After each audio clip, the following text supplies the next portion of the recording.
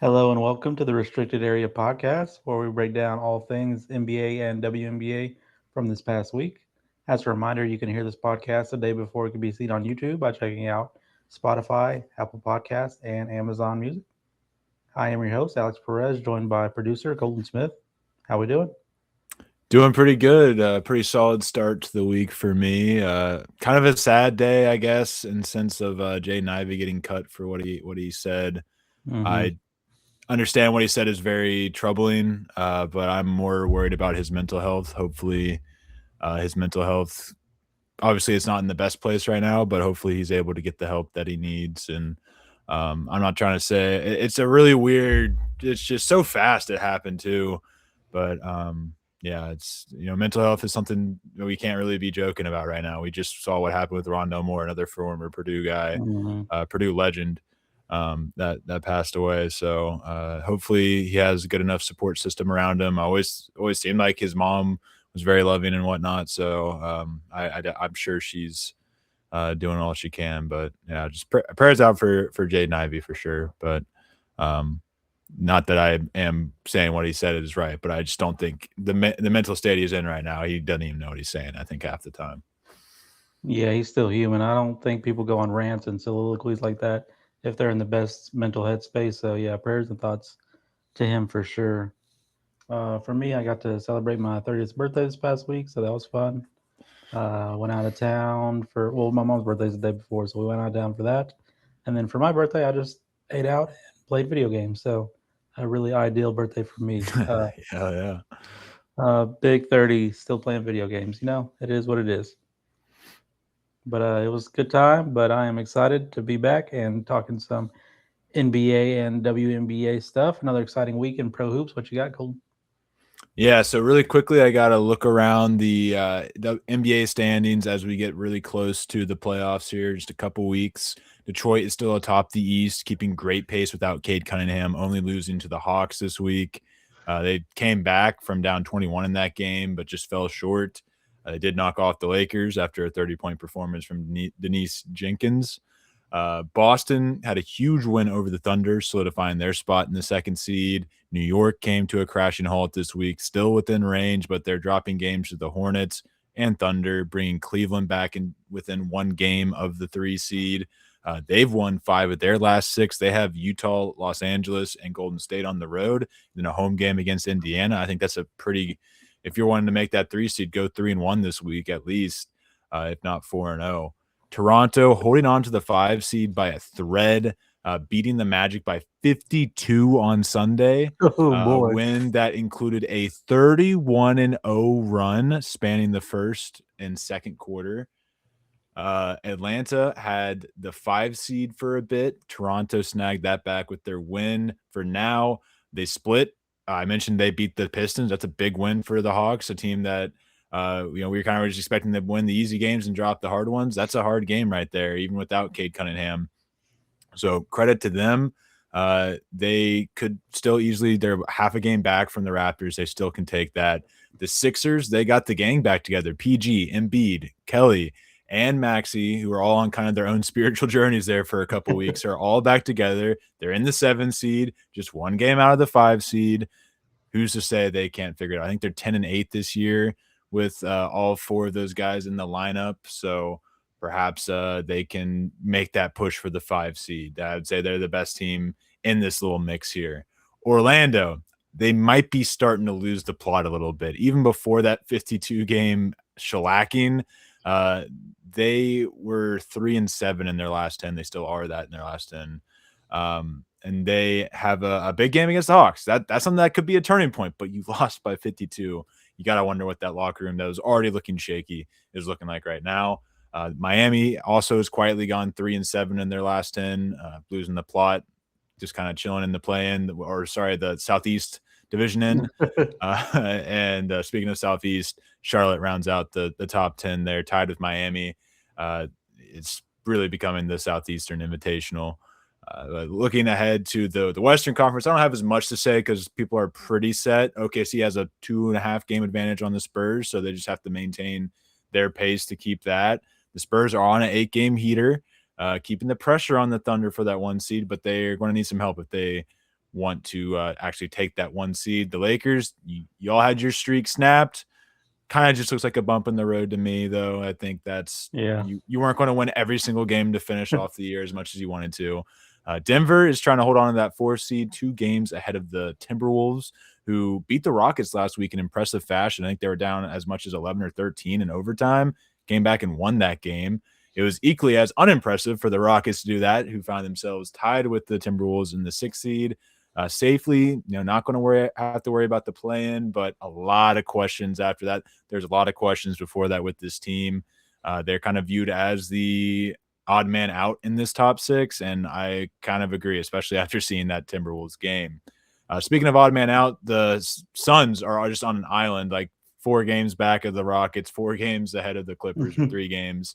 They're chilling in the 7th seed, doing their thing, winning games, losing games, and that's really been it.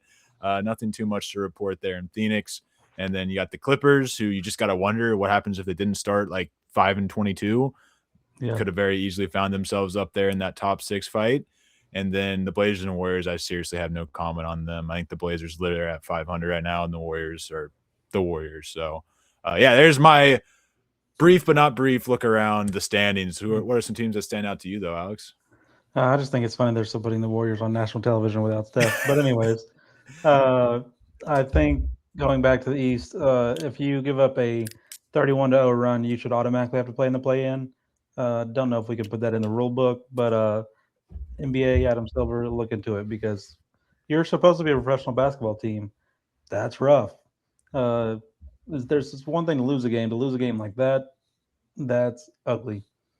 And then on the other side, yeah, the Lakers did have that winning streak snapped, but when it's Dennis Jenkins or have you pronounce his name going off like that on a heater, that's a one-off. Really, that's okay. I'm fine with that. Does this team make a deep run? We'll see. Probably not because they have to play the Spurs or the Thunder in the second round. So probably not good news there. But at least the first round win should be possible, especially if the Rockets fall in that 6th, because they look pretty rough right now. Nothing else really stands out to me right now. I'm really hoping the Hornets play well enough to make some noise in that play-in at least. And who else was it you mentioned? The Clippers could be very good, and the Warriors and the Trailblazers, if they get a playoff spot, the NBA should stop existing because that has been a tough watch each and every game for both of those teams. So yeah, that's probably really all I got. Yeah, to your point on the Clippers, I feel like if they can, the plan evens it out, right? Even though the Suns have had the advantage on the Clippers all season long, we get to the plan and all the Clippers have to do is beat the Suns, and they're the 7 seed. I understand the Spurs look unstoppable, but is it really out of the realm of possibility that a pretty experienced Clippers team at least pushes them to 6 games, maybe 7? had to put the pause in there. I don't think it's necessarily overly likely. I think the Spurs team is legit, but it is their first playoff experience that we do have to keep that in mind and temper our expectations. But as fun as they look in the regular season, and then to your point on Charlotte, I would argue they're probably. I would take them over Miami and Orlando. I'd rather see them face off against Detroit than either of those teams. Orlando and Miami have kind of just been dead in the water. I mean, Charlotte hasn't been perfect. Obviously, they're in 10th place for a reason, but I feel like they at least show a little more promise and maybe could put up a little more fight. And one last thing I did notice when I was going through these standings, when you look at that 4, 5, and 6 seed, you look at Minnesota. You don't think in the back of their mind they're perhaps thinking maybe control our own destiny a little bit here, and instead of facing the Denver Nuggets and Nikola Jokic in round 1, going up against still a tough team, but a team you have beaten in the past, the Los Angeles Lakers. I feel like that's got to be in the back of their mind. Obviously, the defining game would have been if they blew the game against the Rockets. Maybe that's what they were trying to do, and the Rockets wouldn't let them, or maybe the Rockets did the same thing, because it was really one of those where, like, I think within 2 minutes of the game end, it was a 13-point game. It was like the Rockets just kept turning over the ball. I'm not trying to conspiracy, but I do think that is something that you kind of has shown as to be in the back of the mind of some coaches and some teams. So yeah, What are your thoughts on that? I would agree. I feel like they've done that in the past. Denver has definitely dropped a game Yeah. at season's end before, so they could play the Lakers. And that's just how the league is set up. You got to take advantage of the way the standings are and the position you've put yourself in. So I can't fault them at all, but I 100% know the Timberwolves or the Nuggets are somehow going to fall into that sixth seed again, and it's going to be a fun first round. So excited for that. Another thing I did want to point out, I'm glad you brought it back up. The Suns, I think this is kind of what the play-in was made for. Like they're injured. They're like Jalen Green, Yeah. Devin Booker, and Dylan Brooks has been on the injury report for quite some time. He's been out for a long time. So Mhm. if they're not fully healthy, how crazy is it to think when Steph comes back that a Warriors team with experience could beat them in the play in and steal a spot and basically say again the regular season doesn't matter, but I Yep. won't go on my play in spill this week. Yeah. No need, no need. But we can go talk about another questionable decision that the NBA is teasing. Mm-hmm. If you're ready for that, it Oh yeah. was presented on last Wednesday, I believe. Shams is, of course, the person I got this tweet from. The NBA presented 3 comprehensive anti-tanking concepts to its board of governors. Yep, on Wednesday, which with modifications expected to each before a formal vote in May. The first idea is 18 teams in the draft lottery. 18 of the 30 teams, potentially 32 coming up. Uh, and or I guess actually that's pretty well confirmed, 32 coming up. Mm-hmm. So seeds 7 through 15 in the conference, so 2 playoff teams involved in the lottery. Flattened odds with the bottom 10 teams having an 8% chance and the remaining 20% odds distributed in decreasing order for 11 through 18.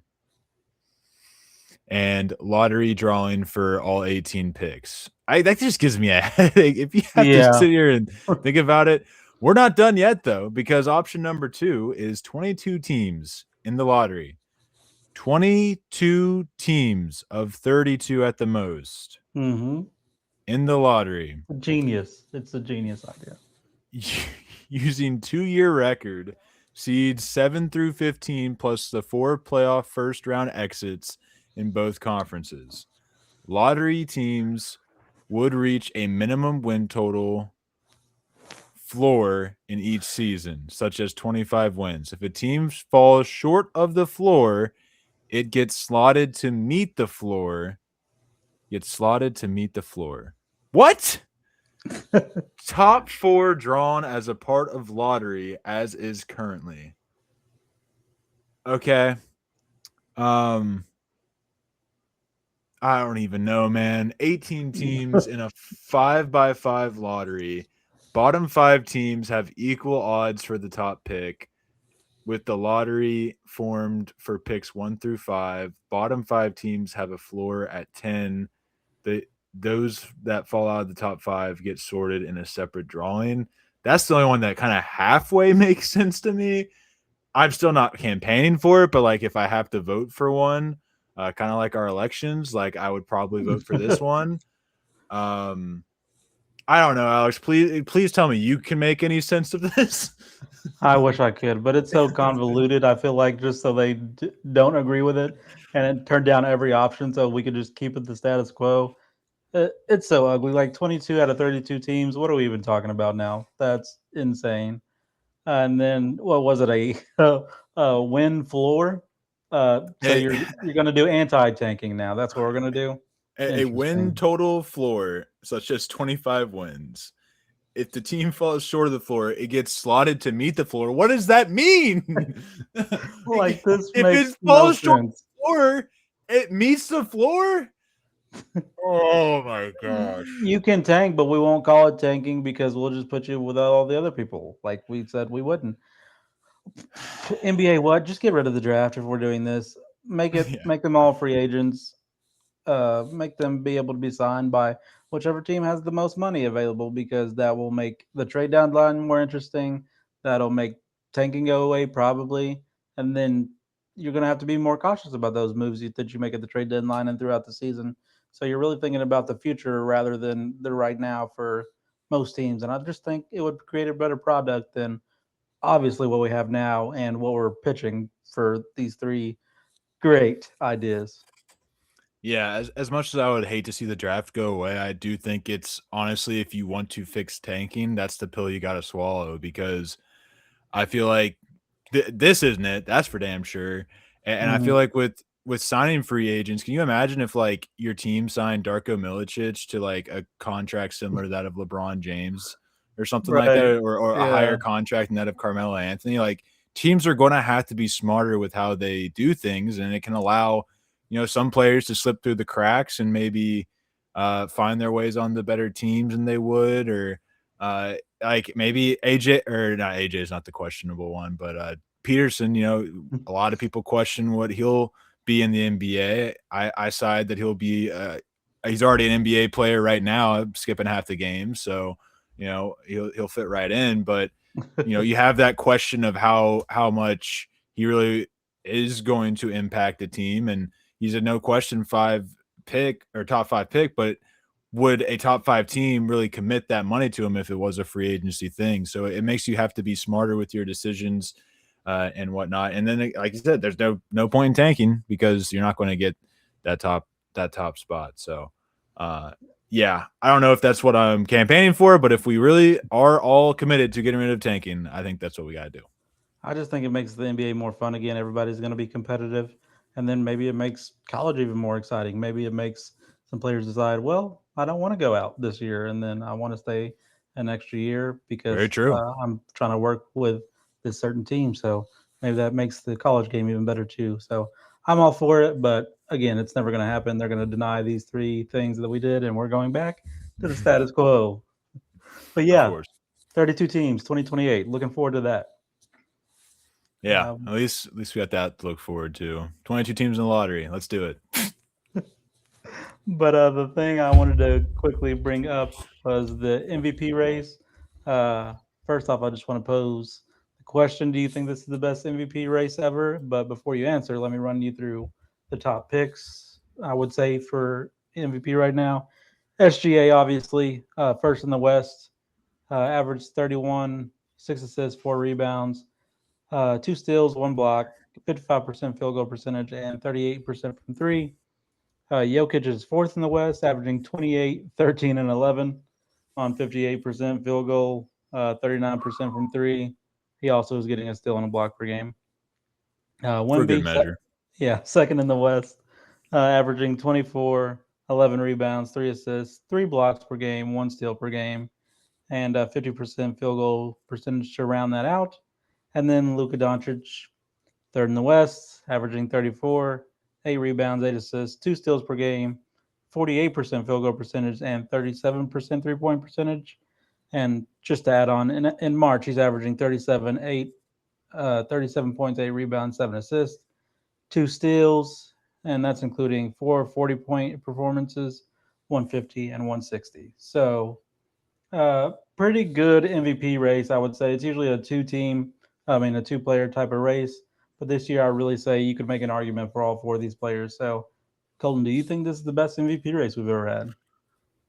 I think so because even when it is a two-horse race, you pretty well have an idea, and I think we all do. I think we all know SGA is going to get his back-to-back MVPs like Mm-hmm. the media has bestowed upon him, but I seriously don't think that should be the case. I think it should be a much closer battle. I think I've made it very clear on this channel that I think that Luka Doncic should be the MVP. I think he has had the most impressive season of those guys, but that's not to belittle the seasons that the other guys are having. And a point can be made about how the other guys, well, not Jokic, but SGA plays on the defensive side of the ball. So I do see that side of it. But I think Luka Doncic is a type of player, kind of like a Josh Allen, where like he just deserves an MVP at some Mm-hmm. point in his career. He's that level, that caliber of player, and I think this is better, as good a year as any, to finally give him that MVP. But actually, that might well, y'all get a championship at some point, but I would say that'd be a pretty good comparison. Josh Allen and Luka Doncic at this point, That's they're fair. kind of in the same boat. Yeah. But yeah, that's my thoughts on it. I think yeah, this is probably one of the best. I can't think of an MVP race that went this late without a true consensus MVP because obviously Wemby is getting a lot of push here recently, a lot of publicity about his run, and SGA is always going to be up there. So I think it really should be down to the votes. I think it should come down to a very close vote, and maybe it will, maybe it won't, probably not, but yeah, we got to try to enjoy it. But I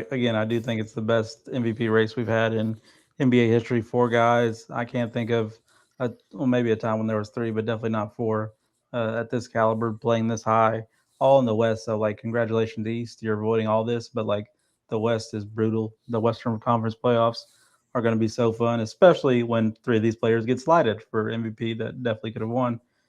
But anyways, Wemby has played less minutes than LeBron. Anyways, we will go ahead and move on. I can't wait to see that SGA MVP Instagram caption. Power rankings. It's time for that, where we rank our top 5 teams after another week. Told me who you got. So I slided the Pistons last week for losing Cade. They have done just fine without Cade. They're 5-1 in that stretch. The only loss coming to the Hawks. They're 5th in my power rankings. The Lakers dropped the game to the Pistons, and they dropped a spot mostly because I really respect the win the Celtics got over the Thunder. I think that's a really impressive win for a team that I was kind of waiting for an impressive win like that to come out. Fair. And they got that in. And one interesting stat I saw, they currently are 3rd in rebounding. I think that may have been just a 2026 stat. I should have confirmed that before I spewed it out on the podcast. But for a team that has issues with the bigs, their rebounding is kind of turning a corner here. It's one of their highest ratings they've had in rebounding over the past couple of years. So obviously rebounding is not everything. I don't know about that interior defense, but at least they are getting boards. And then at number 2, I still have OKC. They dropped the game to the Celtics, like I mentioned. Probably a small bump on the road, but the Spurs are still winning 8 games in a row. They have won, and I continue to have them on top of my power rankings until they give me a reason not to. I think 2 losses since February. Yeah. It's just no reason for me to knock them down the list. Fair enough. Mine starts with the Celtics at 5, second in the East. One's over Atlanta and OKC in the last 2. Very impressive. The Lakers are number 4, third in the West. 2 losses this month, and Luka going crazy, about to be slided for MVP. Third is the Pistons, first in the East. Won 6 of the last 7, including against the T-Wolves, which I think is very impressive, especially winning most of these games without Cade. And then 2, OKC. They did follow my rankings this week. They're first in the West. They got J-Dub back, but they lost to the Celtics, which if you're a team that is going to be at the top of the West, which is obviously better than the East, you have to win that game, especially if you have your whole team healthy and Tatum really still trying to get back into the swing of things. And then number 1, I have the Spurs, second in the West. They've won 24 of the last 26. That's bananas. That's bonkers. 8 straight, and they have all the makings to win a championship. Will they do it? It's yet to be seen, but they are definitely, after this streak, topping my power rankings this week. Absolutely. And it is time to move on to our NBA Pick'em, where we pick our winners for the biggest games in the association this week. First one I have is Wednesday, 7 p.m. on League Pass. Hawks at the Magic. What do you got? What a sneaky little Southeastern skirmish here. I mentioned it earlier. I think the Magic are kind of dead in the water right now. A 52-point loss just sticks in your brain, especially at such an important, pivotal part of the season. So I'm going to go with the Hawks, who are 8-2 in their last 10. So obviously a really easy schedule. We've said that week in and week out, but they have found their way in 6th place, and they're trying to get up to that 5 seed. We'll see if they get it done. It's going to take a win like tonight to put some distance on the Magic, keep up with the Raptors and the Sixers to get that job done. Yeah, I got the Hawks as well. The Hawks haven't struggled with scoring. The Magic have. Stop me if you've heard that before. They have the Hawks also have options to throw at Banchero, and obviously that's who they want to run their offense through. So it may be a long night for Orlando in this one, and obviously it's going to have some big big implications on the play-in seating. So I'm excited to watch this one for sure. But yeah, give me the Hawks. And the second one I have is 3 p.m. Sunday on ABC. The Spurs at the Nuggets. What you got? That's a good one. That's a tough one. I Nuggets have been showing some flashes, if you will, in recent weeks. We know they're gearing up for the playoffs, but the Spurs have been scorching hot. Mm-hmm. I'm just going to go with the scorching hot team here. Give me the Spurs to get the job done. I think I'm going with the other team for that exact reason. The Nuggets have kind of been coasting, and I feel like we'll see this game as a great opportunity to make a statement to the rest of the Western Conference that the old dogs are still here. So I think they're going to come out on top of this one, and it's a lot of pressure to hold up that momentum of 24 to the last 26. Who knows what it'll be by the time we get to that game? So I got the Nuggets in this one, kind of making a statement. That's a good point. And then we will move on to our shooting star where we pick our baller of the week. Colton, who you got? I'm going back to Denver. Jamal Murray, 53 points on Mm. 9 threes, 6 assists, 4 rebounds, and a 142 to 135 win over the Mavs. How's that defense doing, Nico? I know he's not there anymore, but I have to. It's kind of alarming that they allowed the Mavericks to score 135 points, but we'll just move on from that. Jamal, though, gearing up for that playoff run. You know he likes to flip a switch in the playoffs, so just kind of heating up here. Against the Mavs. I almost said the Nuggets. He plays for the Nuggets. But yeah, shout out. Yeah, how dare you talk bad about Nico? He has done nothing but great things for the league. And For the Lakers. yeah, he's a great person and great at what he does. Hope he finds something else soon. But mine is Mac McClung, who scored 58 points in the G League this past week. And in that 58 points became the all-time leading scorer for the G League. So somebody who has been, the dunk champion, and that's pretty much all he's been known for. He's putting up buckets and has been for many, many years in the G League.